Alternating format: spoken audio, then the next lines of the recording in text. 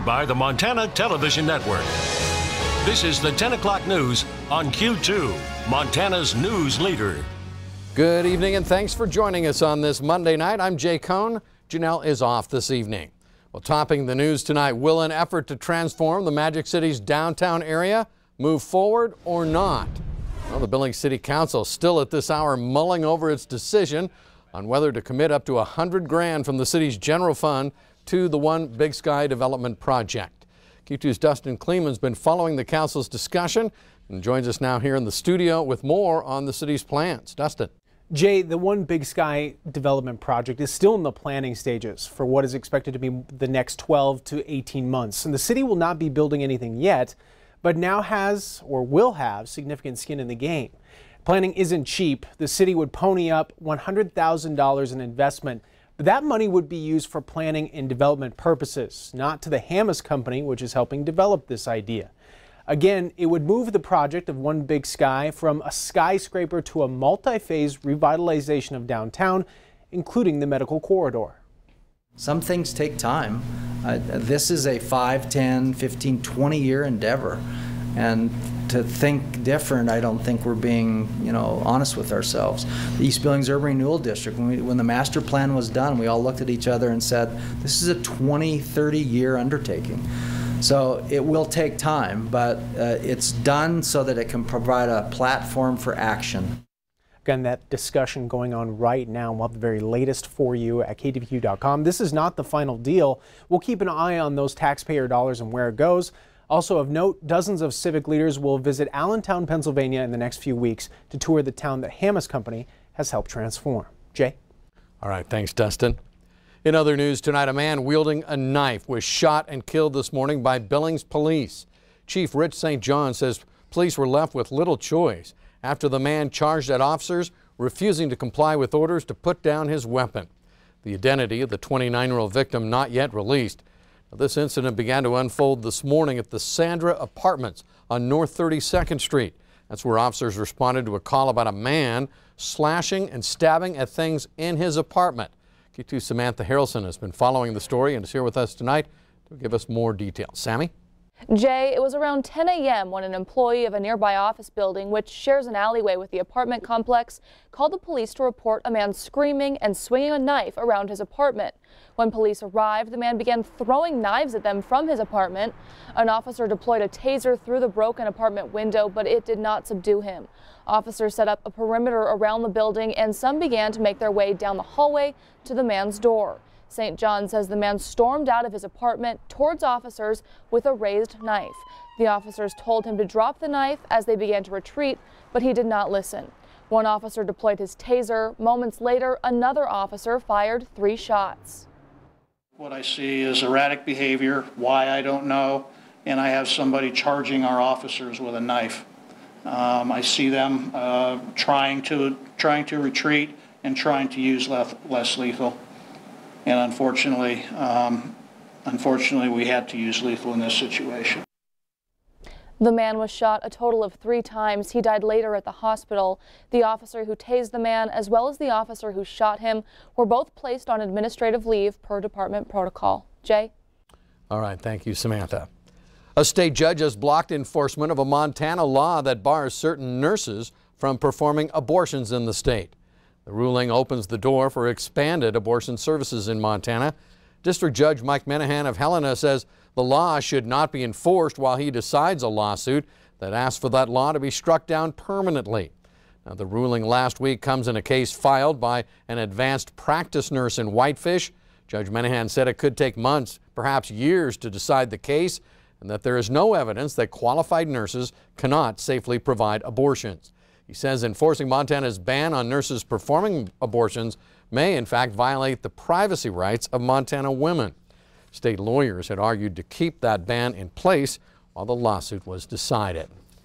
The FBI raided the offices of President Trump's longtime personal attorney Michael Cohen today, reportedly seizing multiple documents.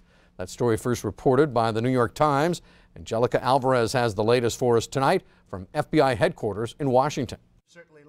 President Trump weighed in on the FBI raid of the New York office and residence of his longtime attorney, Michael Cohen, late Monday. calling the decision a witch hunt. They broke into the office of one of my personal attorneys, good man, and it's a disgraceful situation. Federal investigators carried out the raids as part of a referral by the Office of Special Counsel Robert Mueller. A person familiar with the matter confirmed to CBS News agents seized documents and other materials, including communications with the president. In a statement, Cohen's attorney called the warrants authorizing the raid completely inappropriate and unnecessary. CBS News has also learned evidence seized in the investigation could be related to possible campaign finance violations and fraudulent business activity. Cohen has admitted to paying adult film actress Stormy Daniels $130,000 to keep quiet about an affair with President Trump in 2006. She talked about her alleged affair with the president in a 60 Minutes interview with Anderson Cooper. I guess I'm not 100% sure on why you're doing this. Because it was very important to me to be able to defend myself. Just last week, the president denied knowing about the agreement Cohen negotiated with Daniels aboard Air Force One. Why did Michael Cohen make it if there was no truth or allegation? Well, you have to ask Michael Cohen. Michael's my attorney, and you'll have to ask Michael. Over the years, Cohen has been one of the president's most trusted legal and business advisors. Angelica Alvarez, CBS News, FBI headquarters in Washington. And the FBI also reportedly seized emails, tax documents, and business records from Cohen. President Trump says a decision about a military strike against Syria could come at any moment. This follows a suspected chemical weapons attack that killed dozens of Syrian civilians. Medics say survivors of Saturday's attack smelled strongly of chlorine. Russia, Syria's key ally, sent military officers to the site who said they found no evidence of a gas attack. The Syrian government has also denied any involvement. Russia's UN ambassador warned there would be, quote, grave repercussions if the U.S. carries out an attack against Syrian government forces. Turning to the weather scene tonight, Bob, could it be true? Are we really going to see 2 consecutive days of warm temperatures? Yeah, we're calling it the warm before the storm because let me show you what we had. Today we got into the 50s. Yeah, it was pretty nice across much of south central Montana. Tomorrow, now we're talking back up into the 60s. 63 in Billings, 64 at Sheridan. It's going to be a pretty nice day across the south central part of the state and parts of northern Wyoming. But look what's brewing out in the western half of the country. We do have a nice ridge of high pressure. That'll settle over us. But beyond that, a big upper level low pressure cell in the Gulf of Alaska is forecast to make its way across the Pacific Northwest all the way into Montana by the time next Thursday and Friday gets here. A lot of wraparound moisture, could be a lot of wraparound snow to the southeast corner of the state, possibly even to Billings. We'll have more on that in a few more minutes. Jay? All right, thanks, Bob. A new downtown Billings restaurant getting set to open its doors and bring a little southern comfort to the Magic City. The Sassy Biscuit is located next door to Brockle's Chocolates and offers a brunch spot for those looking for sweet and savory tastes. The husband and wife owners are in the midst of a soft opening, trying to work out the kinks before their big grand opening. Chicken and waffles, biscuits and gravy, just some of the flavors you wouldn't normally find here in Billings, but they make up the new fare. I wasn't sure how it would be received. It was a little nerve-wracking at first, and to know that we've gotten such good responses thus far is just really encouraging, especially with so much time and energy and effort that we've put into trying to bring something unique and special to Billings. They take that first bite and I see their face like their face melts, like flavors pop into your mouth and they go well together. You get sweet and savory, and like I never knew this combination could go together. If you'd like to be part of the soft opening and give some feedback to the owners, they suggest you give them a call before you head down. We're 1 week into voting for April's One School at a Time competition. How about an update for you tonight? Orchard Elementary looking to improve the school's library by purchasing more books. At Billings Skyview, the school wants its Delta class to go on more field trips and to get more involved in community service projects. And over at St. Francis, 4th grade students there are hoping to participate in the Montana Audubon Society ANTS program. That's so students can get connected to outdoor education.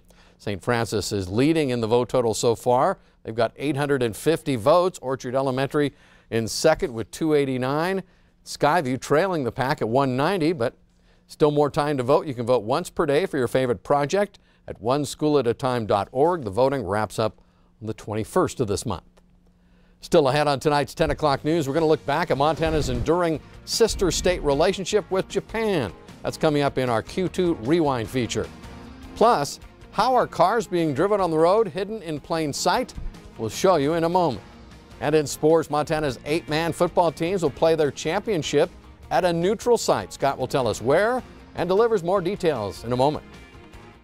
You're watching MTN News with Jay Kohn and Janelle Slade. Storm Tracker weather with Bob McGuire. And sports with Scott Green. This is the 10 o'clock news on Q2, Montana's news leader.